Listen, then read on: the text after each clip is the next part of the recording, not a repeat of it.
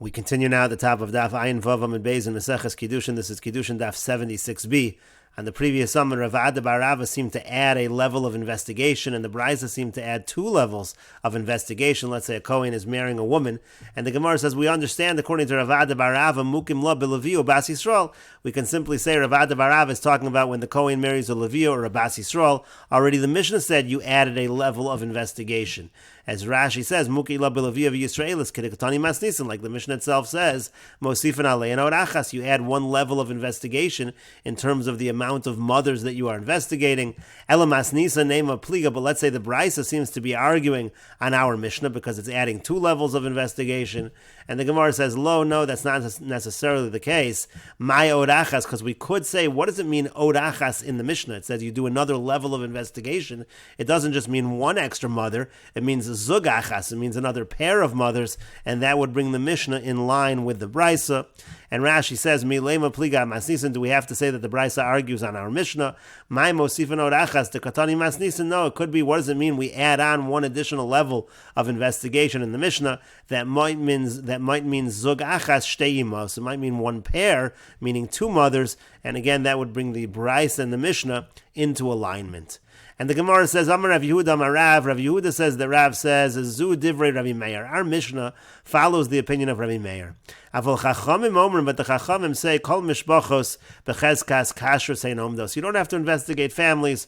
All families have a presumption that they are kosher.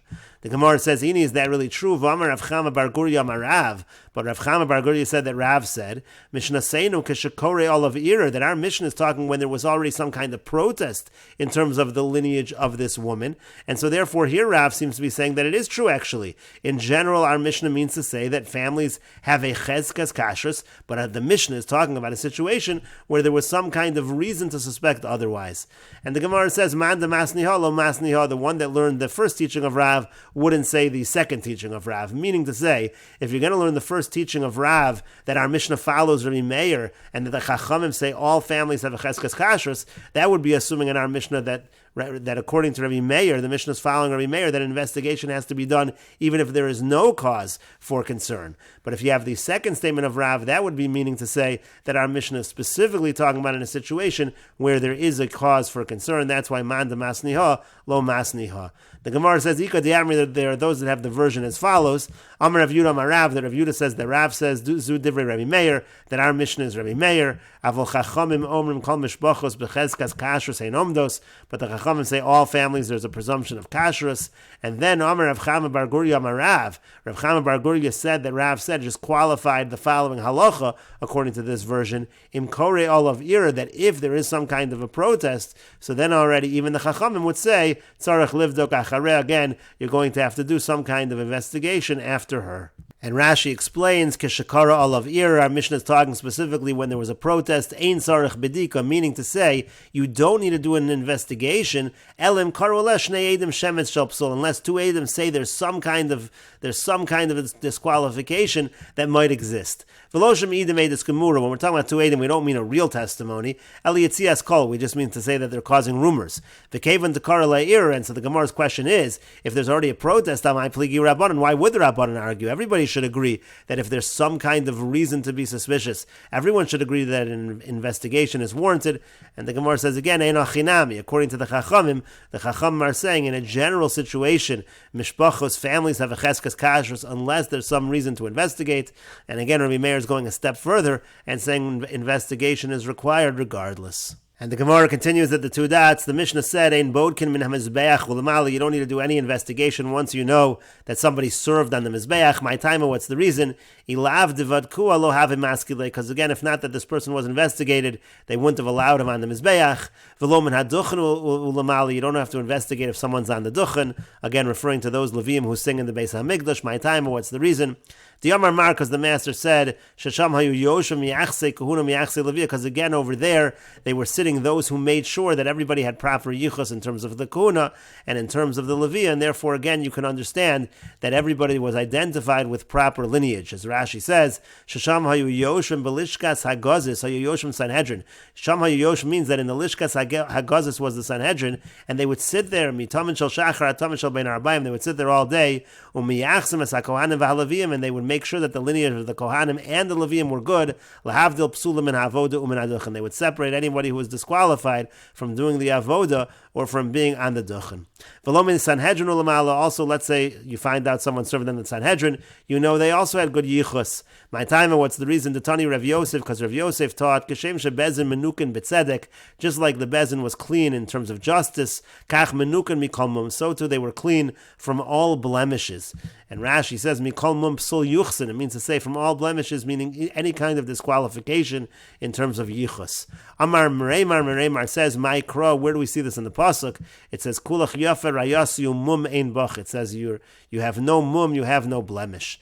The Gemara says, Eima muma mamish. Well, 1 second, maybe that pasuk actually means an actual physical blemish. How do you know that it means they're clean in terms of their yichus? Amar Rav Acha bar Yaakov says, Amar Kra, it's because the pasuk said, V'siyatzu sham imach. It says they're going to stand there with you. So imach bedomimach, it says with you. It means to say imach, as Rashi over here says, imach miyuchsin kamoscha. It means they're miyuchas, just like you. That's a comparison to Moshe Rabbeinu.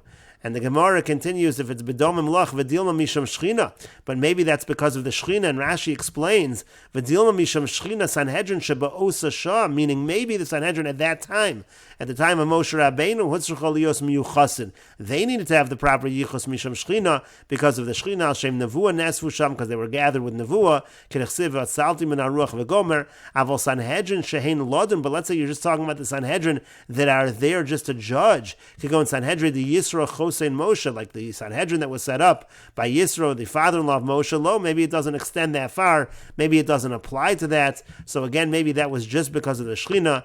And the Gemara says, no, Amar Rav Nachman Amar Kra. Rav Nachman says it's because the pasuk says, V'hakil me'alecha v'nasu itcha b'dom lecha. It says that they're going to take the burden off of you. The Sanhedrin is going to do judging for you. And again, we understand that to mean b'domim lach. They have to be similar to you. Rashi says, V'nasu itcha garsinan v'lo gars b'masoam ela Sanhedrin de Yisro. This is going on the Sanhedrin of Yisro. V'hakil me'alecha v'nasu itach. It says that they're going to lessen the burden upon you, and they'll carry the burden with you, and therefore we understand that to mean even that kind of a Sanhedrin that's just judging has to be bedom locha, has to be similar to you, cannot have any blemishes in terms of yichus. And the Gemara continues at the 2 dots. The Mishnah said, Kol mi shuchzuku avosa mishotrei harab, anyone where there's a presumption that his father was among the officers to the public. Rashi explains that to mean shotrei harabim dayonin bi'alma. It means to say that they're judges. She'enon mimanin esrim, she'enon miminyan esrim mishalosh shel Sanhedrin katan, meaning the regular judges, they're not necessarily from the small Sanhedrin of 23, but anybody who is a judge, you can assume they have unflawed lineage. And the Gemara says, does that mean to say that you can't be a judge if you have flawed lineage? Or a minute we have the following contradiction. Hakol ksherim lodin dinei maminis, ve'en hakol ksherim lodin dinei nefashis. It says everybody is kosher to judge dinei maminis, but not everyone is kosher in terms of dinei nefashis, in terms of capital cases. Va'avinon b'hakol le'suyei mai. And we ask, what does it mean everybody is kosher? V'yamar Rav Yehuda le'suyei mamzer. And Rav Yehuda said it includes even a mamzer, meaning somebody who has flawed lineage can judge as well. Amar Abaya says B'Yerushalayim. When we're talking about somebody who can be a judge, we're talking about the judges in Yerushalayim. Those judges did have to have unflawed lineage. V'chein Tani Rav Shimon bar Zeira b'Kiddushin Daf Levi B'Yerushalayim. And that was also taught by Rav Shimon bar Zeira b'Kiddushin Daf Levi. We're talking about in Yerushalayim. And the Mesoras Hashas explains what does it mean b'Kiddushin Daf Levi. Zeloshan Harashbam Divrei Amaschel b'Kiddushin Daf Levi b'Tosefta the Meseches Kiddushin. It means the Tosefta of Meseches Kiddushin. Shesider Levi, that Levi was the one that arranged that Tosefta. Kemo Shesider Rabbi Chiya Rabbi Oshia, similar to the way Rabbi Chiya and Rabbi Oshia arranged Tosefta. And the Gemara continues at the 2 dots. The Mishnah said, "V'gaboy tzedakah masiyim." Also, when it comes to the collectors and distributors of tzedakah, you can assume they have unflawed lineage and they can marry into the kahuna. And the Gemara says, "My time, what's the reason? Kevin de mitzu b'hadayinchi." The reason is because gaboy tzedakah often get into fights with people. The Yomar Mar, because the master said, "Memashkinim ala tzedakah v'afilu b'erev Shabbos." We take collateral in order to collect tzedakah, even on erev Shabbos. V'im isa diiko islay kol. And therefore, since this is a kind of a position where you get into arguments, so somebody would have pointed out this gabai's flawed lineage if there actually was an issue, and therefore, since there is no rumor about any flaws in this individual's lineage, and they're gabai tzedakah, we can assume they are from unflawed lineage. And the Gemara continues, Ushpezichne de Rav Ada bar Rava Giyura Hava, the host of Rav Ada bar Rava, he happened to be a convert. V'hava kaminsi of Rabbevi, and he, meaning the host, and Rabbevi, they were arguing over the following. Mar Amar Ano Avidna Surarusa Demasa. One of them said, I want to take care of the issues of the city. I want to be involved in serving the public. Umar Amar Ano Avidna Surarusa Demasa. And the other one said, I want to be the one that's taking care of these public issues. Also, Lakami de Rav Yosef, so they came before Rav Yosef. Amar Lahu, said to them, Tanina was taught, Som Tasim Olecha Melech Mikarav Achecha, you have to have a king from among your brothers. Kol Mesimo Shata Mesim Lo Yela Mikarav Achecha. Anyone who's put into these positions of authority have to be from your brothers, and you're a convert, you're not considered Mikarav Achecha, you can't have this appointment. And so therefore he took the side of Rav Bevi. When Rav Ada bar Ava heard this, Amar le Rav Ada bar Ava, so Rav Ada bar Ava said to him, Ve'afilu imo mi Yisrael, is that true even if his mother is from Klal Yisrael, this particular convert, really it's only his father who converted. Amar le said to him, imo mi Yisrael, no, I wasn't saying that. If his mother is from Yisrael, Mikarav Achecha Karina Be, that's called Mikarav Achecha. And so therefore Rav Ada bar Ava's argument worked on behalf of his host, and the host was allowed to take these leadership positions. And therefore they decided as follows, Hilkach, therefore, Rav Beve de Gavra Rabu Layan B'mili Deshmaya, Rav Beve, who's a great person, he'll take care of anything that has to do with matters of heaven. Umar, and the master, meaning this convert, Liayin B'mili Demasa, this person who came from the father was a convert, he'll take care of matters that are more particular to the city. And the Gemara continues, Amar Abaya says, Hilkach, therefore, Man de Mashri Tzur B'midrabanan B'ush Bezichne, somebody who's going to host a Talmud Chacham, La'ashrei Rav Ada bar Ava, you should host somebody like Rav Ada bar Ava, because he's going to know how to argue in this person's merit. Rav Ada bar Ava was able to help his host in order to get this position. And the Gemara continues, Rabbi Zera Metafalbu, Rabbi Zera, similarly, he would use people who came again who converted, he would put them into these positions of authority, of leadership. Rabbi Bar Avua Metafalbu, and Rabbi Bar Avua, the same thing. But in contrast, the Gemara says, B'ma'arava in the west, in Eretz Yisrael, afilu reish kure lo mikmu minayu, from the converts, they wouldn't even put somebody in charge of measurements. And ben Hardoy, afilu reish gargusa lo mukmi minayu, in Hardoy, they wouldn't even put the converts in charge of the irrigation. And the Gemara continues at the two dots. The Mishnah said, Rabbi Yossi Omer, Afmi Shaya v'chulu, even somebody who was signed in the lists of the old city of Tzipore, or again, the city that was named Yeshana by Tzipore, they also were considered to be of unflawed lineage. My time, what's the reason? Daiku mechasmi, because again, they would investigate these people, and only then they would sign. Rabbi Chanina ben Antignas v'chulu, Rabbi Chanina ben Antignas said that anybody who was listed in the army of the Jewish king would be considered to have unflawed lineage. Amar Rav Yehuda Mar Shmuel, Rav Yehuda said that Shmuel said, B'chayolo shel Beis David, when we're talking about the army list of the king, we're talking specifically the army of David HaMelech. Amar Rav Yosef says, Ma'ikra, what pasuk teaches us this? The pasuk says, V'siyachsam b'tzva milchama, it says again they had this yichus when they were in the war. But time of mine, what was the reason for this? Why is it that they made sure that all the soldiers had proper yichus? Amar Rav Yehuda Marav, Rav Yehuda said, the Rav said, Kadeshet hei zechusan and zechus avosam misayatan, it was in order that their merit and the merit of their fathers, it should help them in the war. But the Gemara asks, but what about Selak HaAmoni? He's listed as one of the soldiers, seems to be from Ammon. My lav da asi me Ammon. Doesn't that mean that he came from Ammon? So you see, somebody that does have a flawed lineage. The Gemara says, lo, no, the Yosef Ammon. It just means that he settled. He lived in Ammon, but it doesn't mean that he was an Ammoni. The Gemara says, Vayika Uriah Hachiti, but what about Uriah Hachiti? My lav da asi me Ches. Isn't that somebody he comes from Ches? The Gemara says, lo, no, the Yosef Ches. Again, he just settled. He lived in Ches. But the Gemara continues, Va'ika, but isn't there Itai Hagiti? What about Itai Hagiti?